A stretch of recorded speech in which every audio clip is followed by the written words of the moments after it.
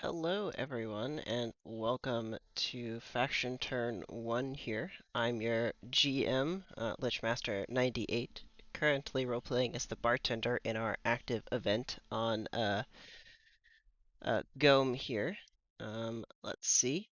Can everybody hear me okay? Is audio levels alright? Let me know if there's any issues in chat.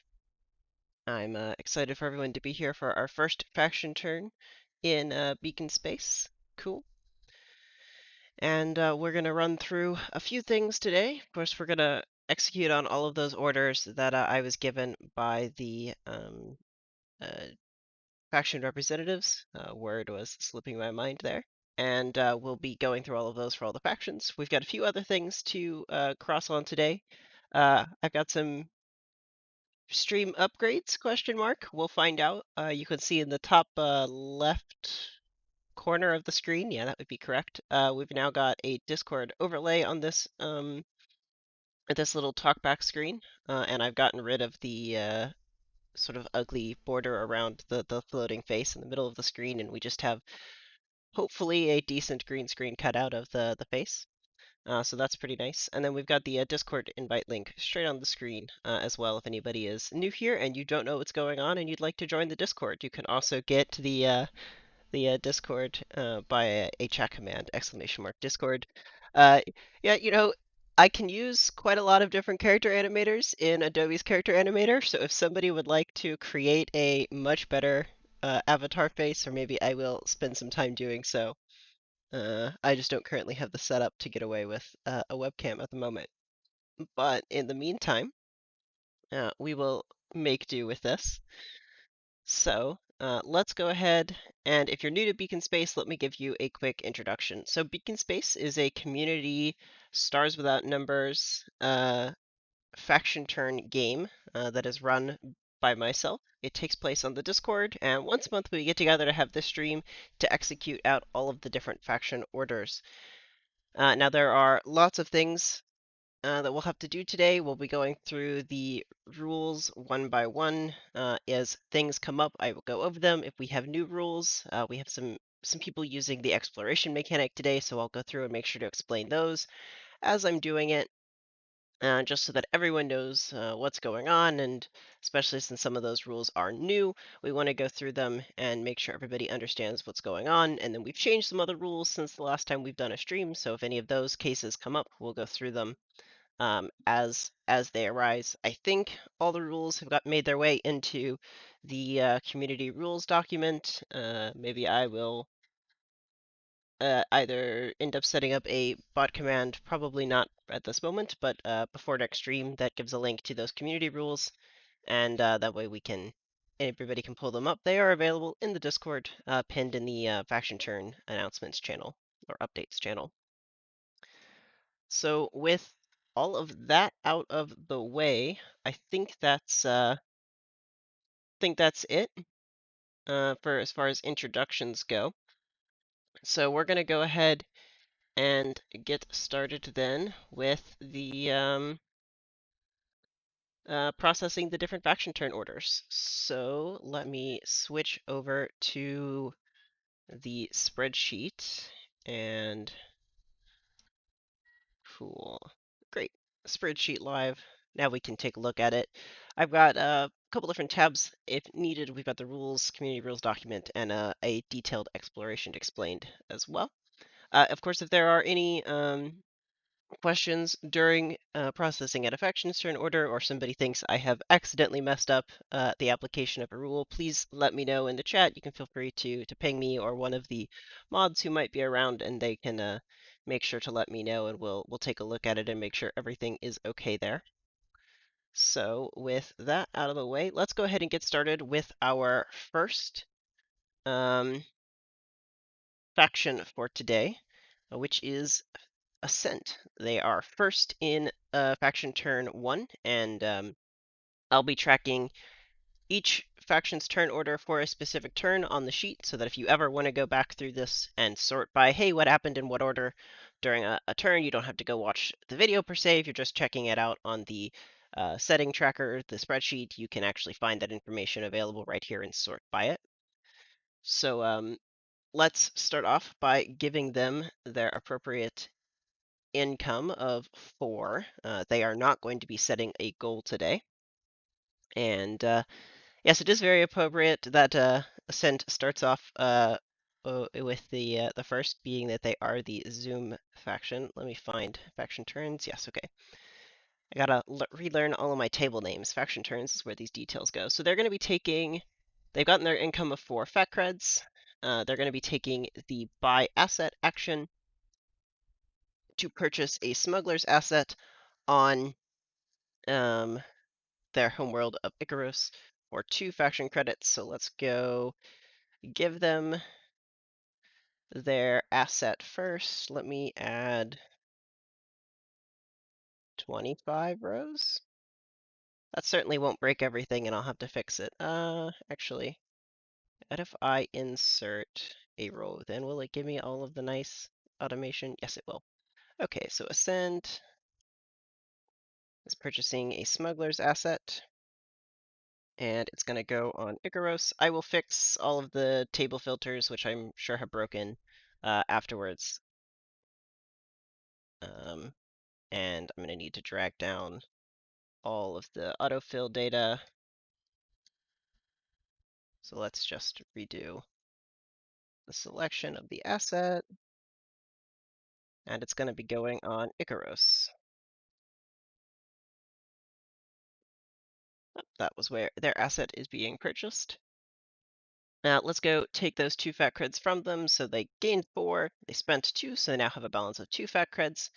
And they don't have a goal, so they can't complete a goal to earn XP, and that finishes up their turn. So we'll see what all they intend to smuggle around with that smuggler's asset on their homeworld. Next up, I'm going to need more rows. Let me take care of this, because I know I'm going to have a few more assets purchased, and I don't want to have to go through that whole process of populating the sheet later. And then not quite what I wanted to do. I want to delete those columns and that one. Okay, need all the autofill data, but I don't need that. Great. So second in our list of factions today is the Larsburg Combine. They'll be going second tier. They are also not setting a goal, and their income is 4, so let's give that to them before we proceed any further. They're going to be taking the buy asset action as well, and they're going to be purchasing a harvester on their homeworld of Moss. So let's go make that purchase for them. So Larsburg Combine going to be purchasing a harvester asset. I wonder what all they'll be making income out of on their homeworld of Moss. We will have to see what all they're making there. We'll find out, I'm sure, and be able to find that out. Maybe we'll see at our next lore presentation what all they're harvesting there. That costs them 2 fat creds, I believe. Yes, it does, bringing their balance down to 2 as well. And they are secretive, so this asset joins the board stealthed, and it should have purchase sickness. Need to somebody remind me after the stream. I'm not going to fix it on stream, but I would like to modify this behavior so that we can easily tell it is both stealth and purchase sickness, as it appears to not highlight in an intelligible way for that regards. Uh, all right. But that wraps up Larsburg Combine. We give them their secretive purchase. Cool. That takes care of them. So next up, third today in our factions is Tahora Fai. They are third. And they're going to be taking the exploration goal, which I hope I added. I didn't, so we'll just ignore the fact that it's going to violate a cell problem and go fix that goal. Give me one more. Yep, I know I'm actually, if it were to go in order, it would go under here, exploration, and I will fill in details later. So Tahora is taking the exploration goal. They get an income of 4 fat creds. Let's give that to them. And they are taking, as maybe shadowed by their goal, they are taking the exploration action, but they also have a few other things to do. So let's process that out first. So they're going to be activating their strike fleet on Dine to move to a point of interest in 0510 at a cost of 2 fat creds. So that cost 1 to activate the strike fleet, because strike fleets cost 1 to move, and then the additional tax or fee for moving into an unexplored system kicks in, so it costs 2 fat creds there. So let's go remove that from them so that they now have a balance of 2, and let's move one of those strike fleets. That is Tohora Faiz and on Dine. It doesn't matter which one, they're both identical at this point in time, and they're going to be moving to 0510, 0510.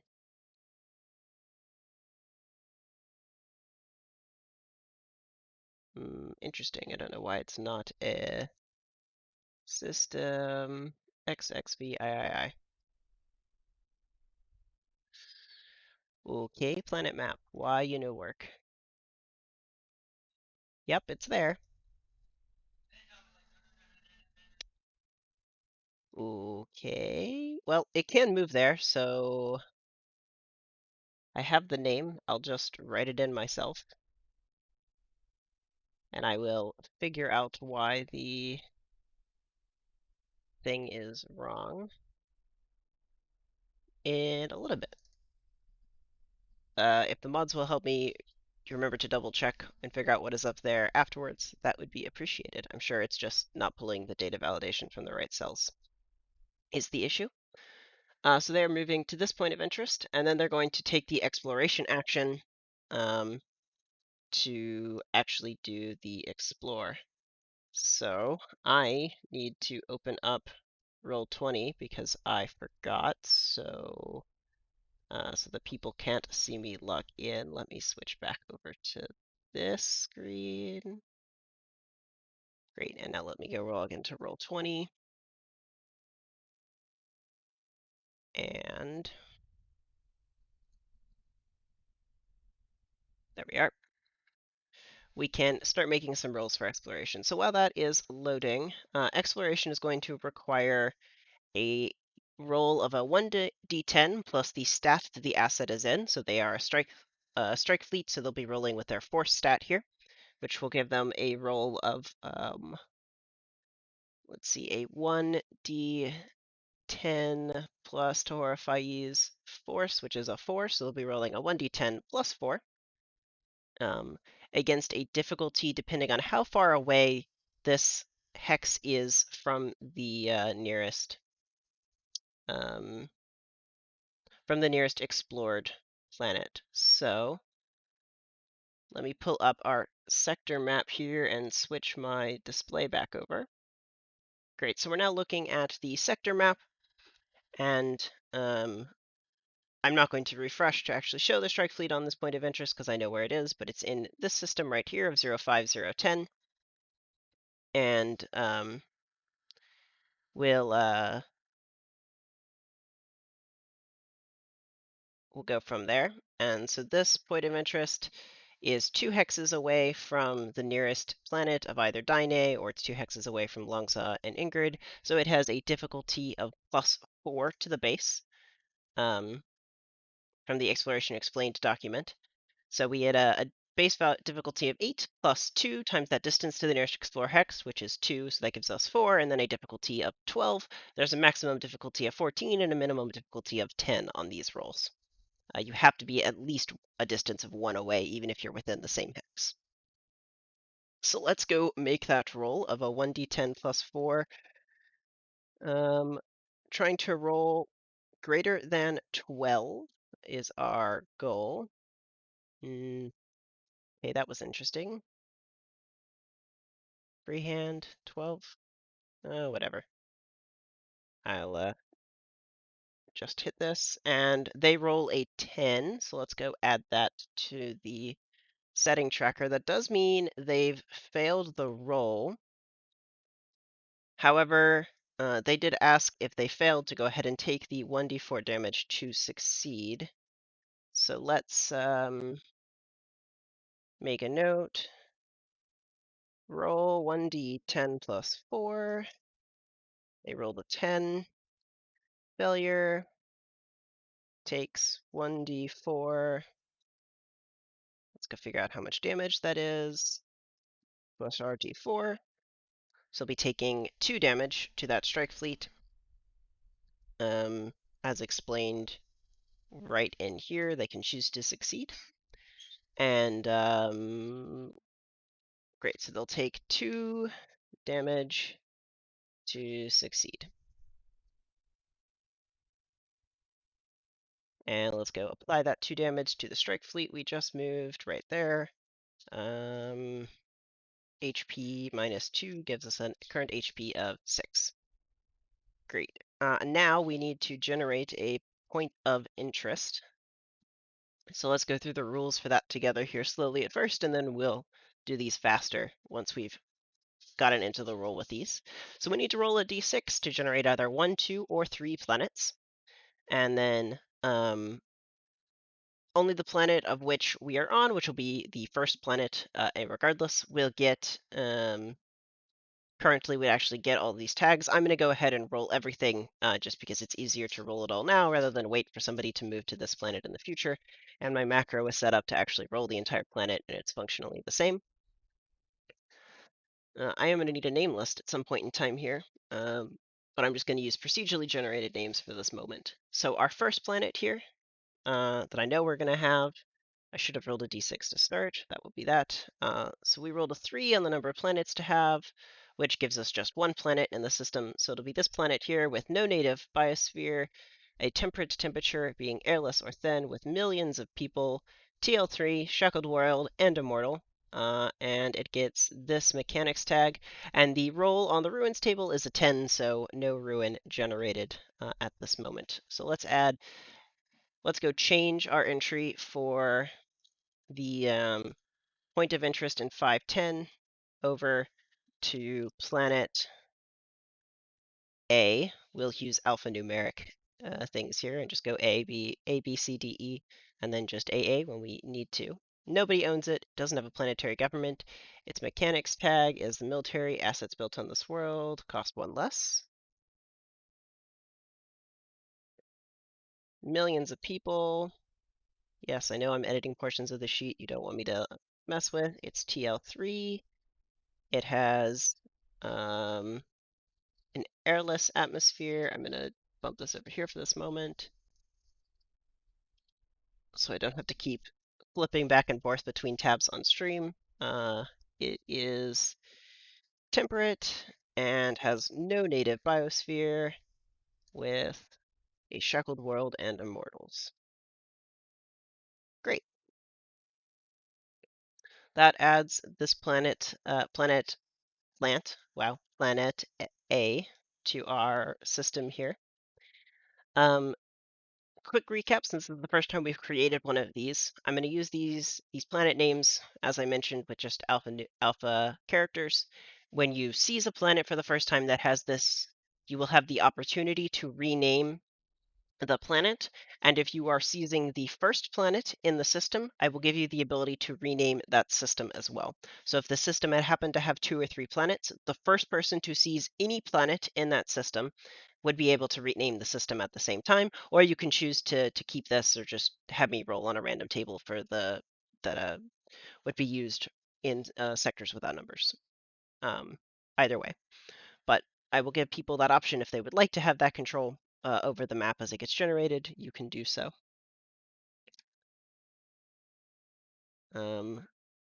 We will have to figure out how the Immortals tag does work with the setting truths to some extent, but I'm sure we can figure out a solution. So it shouldn't be too big of a deal. That, however, wraps up planet generation. Let me go move this guy to planet A. Okay, fine, be that way. Planet A. Again, I will figure out the data validation issue after this. So, with that said, that takes care of Tahora Fai's turn. They completed their goal, which was to explore a system, so we'll clear their goal out and give them 2 experience. Great. That wraps up Tahora Fai, so we'll move on to our 4th faction for this first turn, and that is the Concorde of Mutual Disdain. They are not going to be taking any goal this turn, but they will be getting their income of 4 faction credits. And they're going to be taking a buy action as well. That's the 3rd one of those we've had so far. And they're going to be purchasing a smuggler's asset on their homeworld. So we've had 2 smugglers purchased this turn. There's perhaps some competition about getting around the most common shipping routes in the system. We'll have to find out. And so they're going to be purchasing that on their homeworld of Crooked. So let's go give that to them. The Concorde is purchasing a smuggler's asset with not stealth, purchase sickness. And I should actually clear all of these previous purchase sickness ones from all of the trading that happened. Great. And they're going to be buying that on Cardakuk. Yes, that would be a more accurate pronunciation, I believe. I'm also, while I'm clearing things, going to clear all of the purple indicators of things I placed, as they are no longer needed and would only serve to cause confusion. And we can delete that note, and that note. Great. Now the sheet's all cleaned up. Let's go take Concorde's purchase cost of 2 faction credits from them, so they end up with 2 faction credits. They didn't set a goal, so they can't complete one, and that wraps up their turn. So let's head on to our 5th faction here of Children of the Bane. They're going to be taking the goal of Expand Influence, so let's go ahead and set that. And gaining an income of 6 faction credits, so let's give that to them. They're going to then be taking the action of Expand Influence to expand influence on the planet of 1008 Gorpactic Moss. Let's make notes of this. And they're going to be making a 1 fac cred, 1 HP BOI there. So let's go add that for them. I have already asked the owners of that planet, Moss, Larsburg Combine, and everybody who had an asset there, which is in fact only Larsburg Combine and Children of the Vein, if they wish to oppose the Seas, which they are, or sorry, expand influence, which they are allowed to do. Larsburg said they are not, so the Children of the Vein will get their base of influence here unopposed. Let's give them 1 HP. And place this on Moss. Great. And BOIs don't really have purchase sickness, so we won't mark that.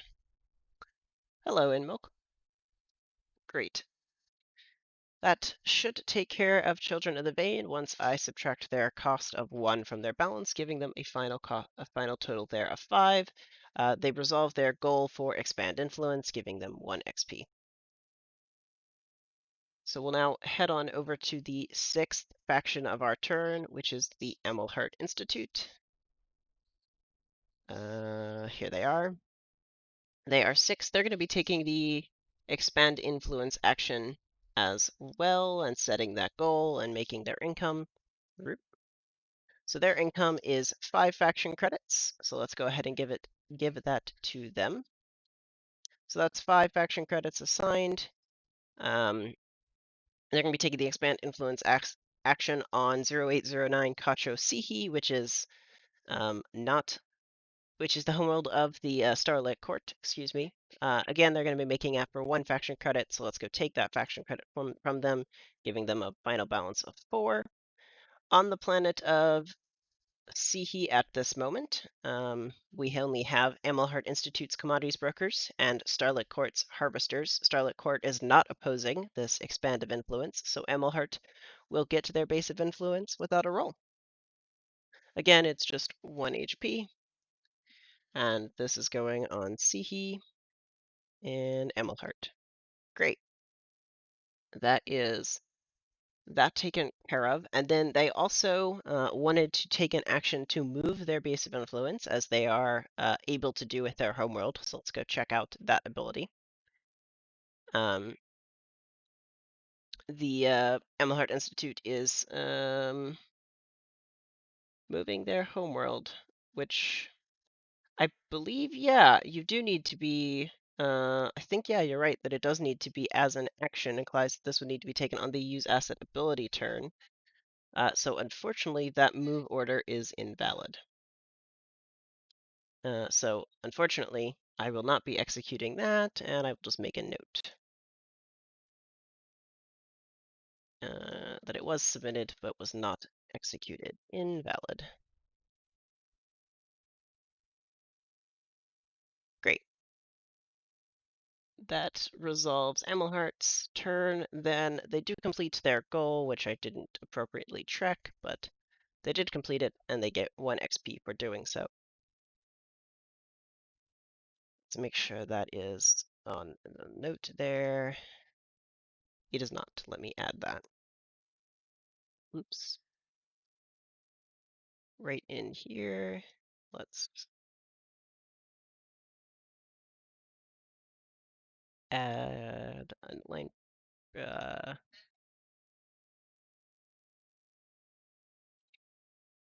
Great. Let me just do it this way. This, I think, will work.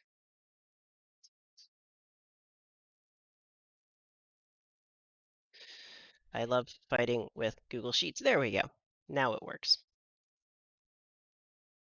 All right. So Starlet Court is next up.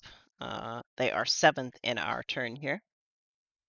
They're going to be taking the exploration goal as well, and have an income of 3 faction credits. So let's give them their income and their exploration goal. And let's go ahead and copy over their details into here. So they're going to be activating a strike fleet on Gome to move to the 1407 point of interest at a cost of 2 vac creds, like we discussed earlier. So let's go take that off and put it down at 1. Let's go find their appropriate strike fleet on. We want to find the one on Gome right here. It's moving to 1407. Is it going to work this time? No, it's not. So we'll go ahead and put that there. And that cost them 2 vac creds, which we've taken care of. Now we need to do an exploration for them. Starlet Court's 4 stat is also a 4, so they're going to be making the same roll of a d10 plus 4. 1407 is over here. It is also 2 hexes away from the nearest explored planet of Gome, right there. So it is also a difficulty 12 roll. Did I move the smuggler instead of the strike fleet? Oh, I did. My bad. Let's fix that. And so that takes care of moving it. Now let's take that explore roll. Let me bring my Roll20 instance back over and roll a 1d10 plus 4, difficulty 12, oof, and 11. So they will be taking a d4 of damage. So they'll be taking 3 damage. Let's go ahead and track those roll results on the sheet here. So roll 1d10 plus 4, got an 11. Failure takes 1d4, 3 damage to succeed instead. Let's go resolve that damage onto the strike fleet, giving them 5 HP. And let's go roll for how many planets should be in the system now, as they do succeed in discovering it. They get a 4, which is 2 planets. So let's go ahead and generate that first planet. and add it to the map. So they moved into 1407, which is right here. So let's go ahead and add planet B. No homeworlds. It has, let me steal this over here again so that I don't have to continue to flip back and forth. It reroll a faction generation tag. It has hundreds of millions of population. It is TL4. Well, that's a nice discovery. Its atmosphere is invasive. It has a variable warm temperature and a miscible biosphere. Not a bad place to live overall. It has friendly foe and cultural power as tags, and its ruin roll was a 9, so that is not a planet there. Now there's also a second planet in this system, as we discovered, so let's go ahead and add that as well. This could be planet C on the map. And I'll go ahead and roll that and then show the roll20 roll after I transfer it into here.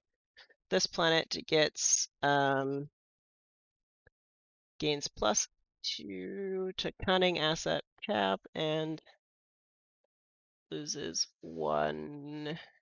Okay. And then our population is millions. And then we're TL3. We have a thick atmosphere.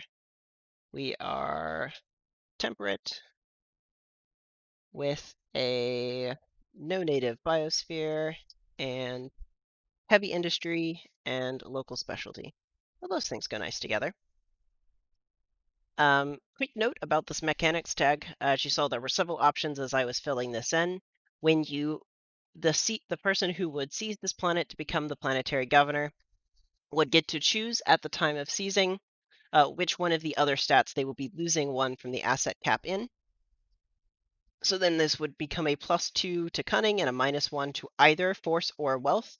And there are all the extra options in the spreadsheet so that this can do automatic calculations for being over the force wealth cap and all of that. So that's all been built into the sheet, so that's why there's plenty of options there, and whoever seizes will get to choose that. So that gives us both of those planets, and let's go place the strike fleet on planet B. And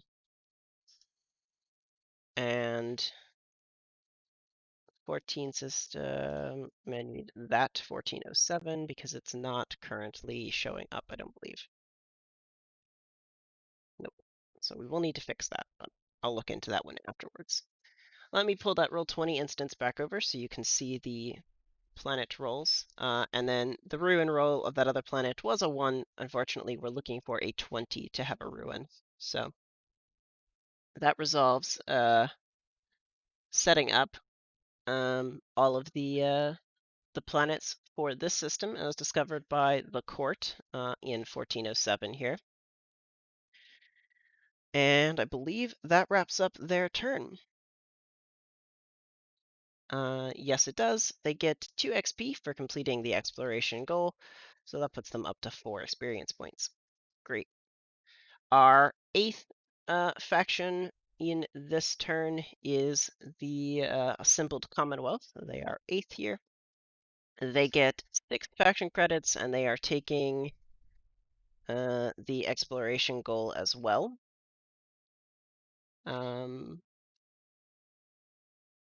So let's go ahead and copy their turn details over.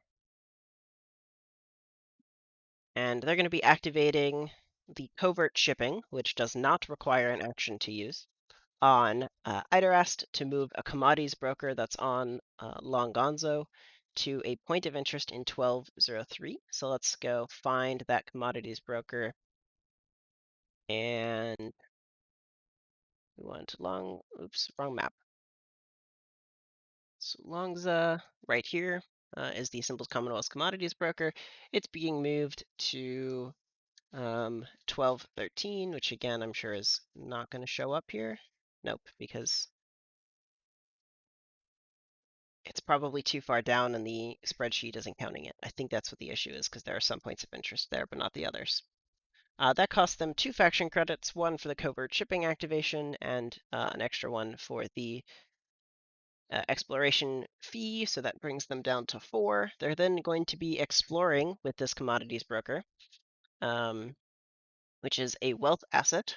So they'll be rolling a 1d10 plus 6, and this hex is 12, 13, so it's down here, right over here, we're 1, 2, 3 away, or 1, 2, 3 away from any reasonable planet.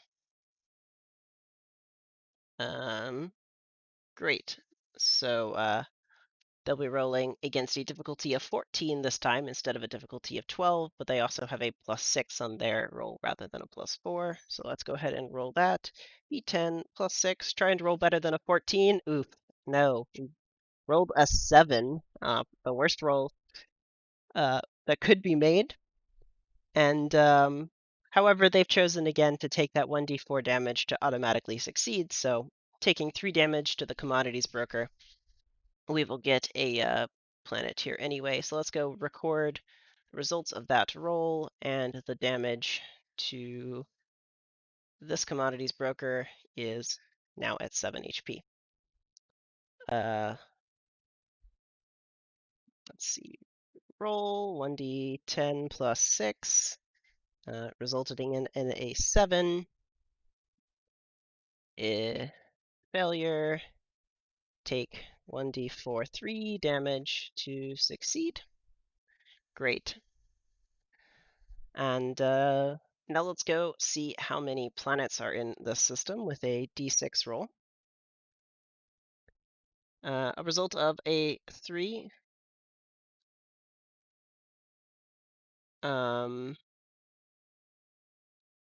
will give 1 planet only, so let's go ahead and roll that up, which will be added in here on the planet map. We are on what hex am I in again? 12, 13. Right here, planet D. It gets the military assets built on this world, cost 1 less. We have a failed colony. TL3, lots of TL3 this time around. Interesting, interesting. It is a thick atmosphere with a variable warm temperature and a remnant biosphere with the Megacorps and Mercenaries tag. I'm interested in what Megacorp has succeeded on this failed colony. Maybe somebody can tell me. And the ruins roll of an 8 means we don't have a ruin on this time. However, that does resolve the turn successfully. Let's go ahead and relocate this asset. D. Great. That takes care of finishing up the Assembled Commonwealth's turn. And that resolves a goal for them, so let's give them their 2 XP. Great, that takes care of all of that. Cool, so we have 1 faction left, Aguamala Syndicate, and they are ending the faction turn here off with an exciting turn, I should say. So let's give them their income of 4. They won't be taking a goal, but they will be taking the action of Seize Planet. But before I execute on that, we do have some assets to move around. So they're moving a strike fleet from Heliocytus to Icaros. They are moving a strike fleet from Telas to an empty hex of 1109. Both of those cost 1 fat cred each. Then they are activating the covert shipping on Nueva Comotac to move cyber ninjas from that same planet to Gome. And then they're going to be seizing the planet of Gome with those cyber ninjas. So let's go through these movements one at a time. I'm going to find the Heliocytus up at the top there. Aguamala Syndicate's strike fleet here moves from Heliocytus to Icaros. The strike fleet of theirs on Telas, right here, moves to an empty hex of 1109. I know this is going to cause issues. I will fix that in a second after the stream. So for now, this is a perfectly valid location because we've allowed Starship assets to end in their turn in an empty hex, which 1109 is. So the sheet doesn't like that, but I knew that was going to be a problem. And then they activated their covert shipping to move Cyber Ninjas from Nueva Comatak, which is down here. Cyber Ninjas are moving from there to Gome. And then they're going to be seizing on Gome. So let's go find the other assets that were there, which are right here, which is Larsburg Combine and the Starlet Court. Both of them were asked if they wanted to oppose this seize, and they have both said no. So the Aguamala Syndicate is able to get their seize off successfully without opposition and start their timer. So let's go ahead and add that. I'm missing a note column, I believe. I can hide that, don't need that. So I will just add one here, notes, and Aguamala is seize of Gome 1 out of 3.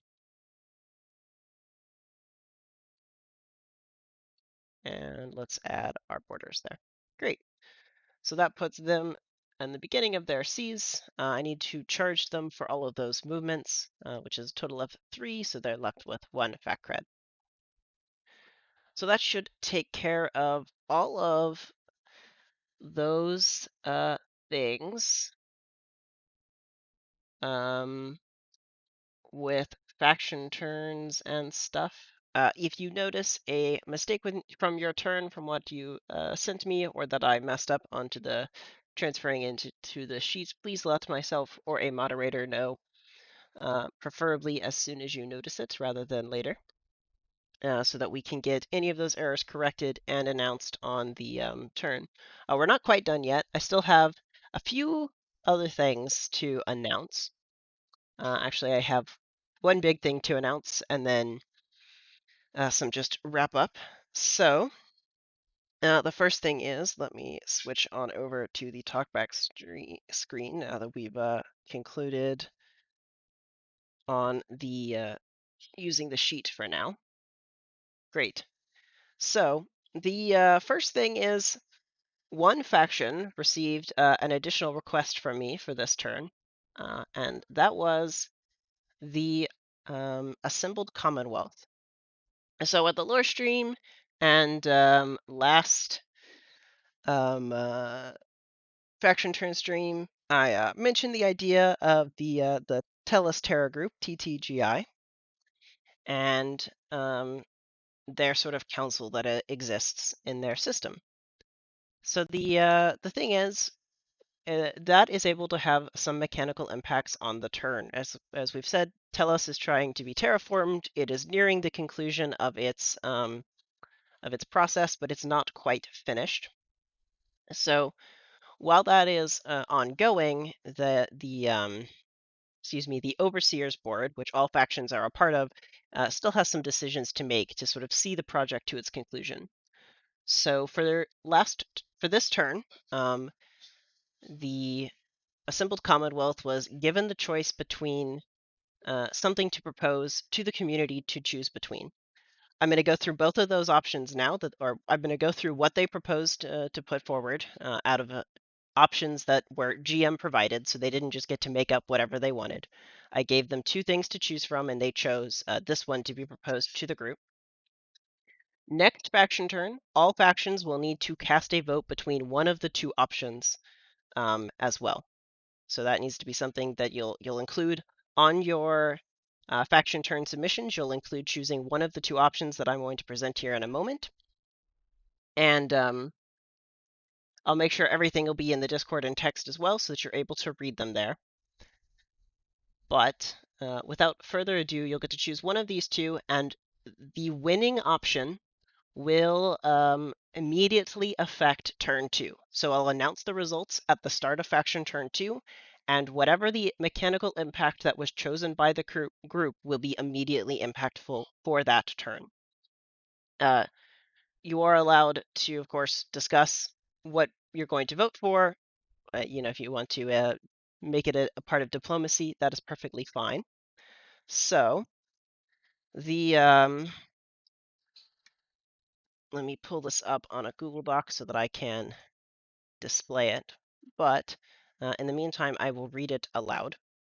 So the Tellus Terra Group Overseers Board is presented with the following ability regarding some resource allocations.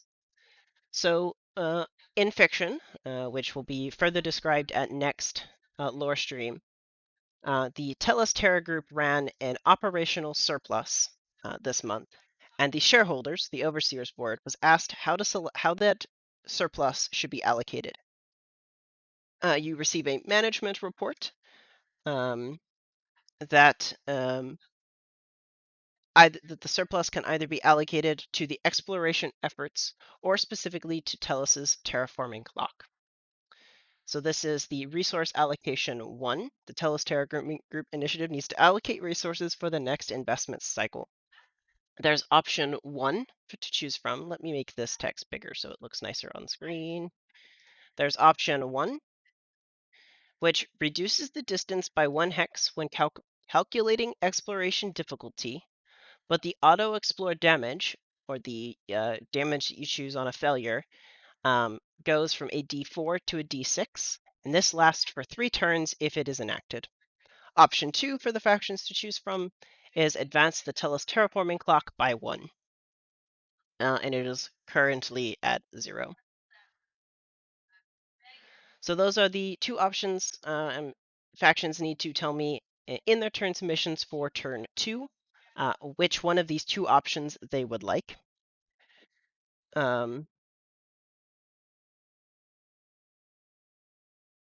And the one that is chosen will immediately come into effect at the start of turn 2. I'm sure there are going to be some questions about how this works. I'll be happy to answer questions for the different faction reps in the factions channel, and I've seen some things. Effective distance with this cannot go to 0. Generally, I may allow it to be a difficulty of 8 with this enacted. In fact, yes, no, that makes quite a lot of sense. With this option, with option 1 enacted, the difficulty could be 8, giving you a minimum distance of 0. However, that's not normally possible. It's only possible with the sort of augmentation. So that would make the difficulty of a roll 8 rather than the minimal difficulty of a roll 8 rather than 10, excuse me. And then I was asked 0 out of what. The Tellus terraforming clock has 12 steps on it. So it is 0 out of 12 right now. So we'll be doing a small segment on the Overseers board and the sort of lore presentation at the next lore stream. It'll be a small little news-ish segment that runs to give some idea of how the lore works, and whatever result goes with, we'll want to make a cool article out of that as well. So that those are the two things that need. Or those are the two options, excuse me, that I'll need one of those for, and a reminder that this will come into effect at the start of turn 2, and the results of the vote will be announced then. Additionally, the next sort of chair position of that Overseers board will receive another message from me at the start of this turn, getting to choose between two things to propose at the end of faction turn 2. So the chair position, it was a random selection. I know the order, so the next faction will just receive the choices from me at the same time you receive your initiative. And then you'll be given two options that look like this to choose between.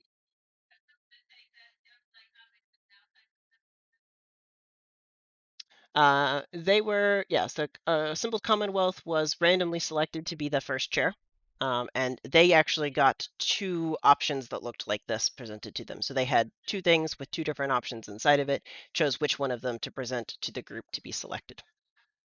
And that'll be what happens moving forward with future chairs. You'll get two of these sorts of options, and you'll pick which one goes up to the crowd at the end of the turn. This is the sort of fun way to interact with Telos and see how we can finish off the terraforming of that planet together. So that, I think, takes care of this section. Let me switch over to the Google document I've gotten open. So if anybody needs text, you'll be able to read it. And of course, all of this will be published. I'll make sure it gets published in the Faction Turn updates channel on the Discord, so that you have access to the text versions of what these look like. So you're not always having to go reference the stream, the document in the stream. Yeah.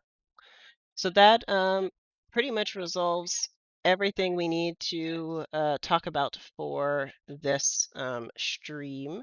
I've just got a few announcements then coming up. So the next lore stream will be on the 17th of October, and that'll be the conclusion for any presentations. And some other thing is I'm going to be trying to get some people together, schedule some times to play Among Us, probably on stream. We'd like to do a push to get the Unrestricted Lorefairs Twitch channel here set up with affiliate status. So hopefully we can have better control over those mid-roll ads and not have to worry about them, and just place them at a scheduled time inside of the flow and not have it interrupt some portion of the faction turn stream. I don't know exactly when the next faction turn will be at this moment, given that the 31st of October would be 4 weeks from today. But a final determination of that time will be given to the faction turn. Excuse me, given to faction representatives in the update channel here announced probably at the conclusion of the weekend. And then also as a reminder, faction turn swaps will occur. I believe they occur on midnight EDT of the 5th of October. Is that correct, Deeds?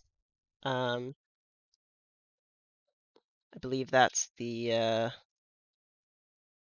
next faction turn swap date, and we'll make sure that gets published in an announcement so everyone's aware of it. Yeah, I have that time correct. Okay, cool. So I think that wraps us up here for the faction term stream. We don't have anything else that I know of to conclude with.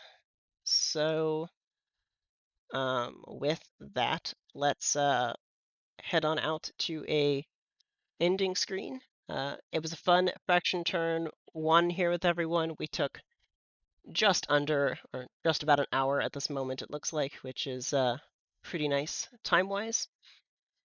And it does go nice and fast with 9 factions. If you have faction announcements, make sure they get for the next lore stream. Make sure they get to me by preferably around noon EDT on the 16th of October, so they can go out on the stream on the 17th. And yeah, I think that wraps us up here with Faction Turn 1. Thank you very much for watching, everyone, and I hope you enjoyed the stream. I'm gonna just leave you with some chill music now. Bye.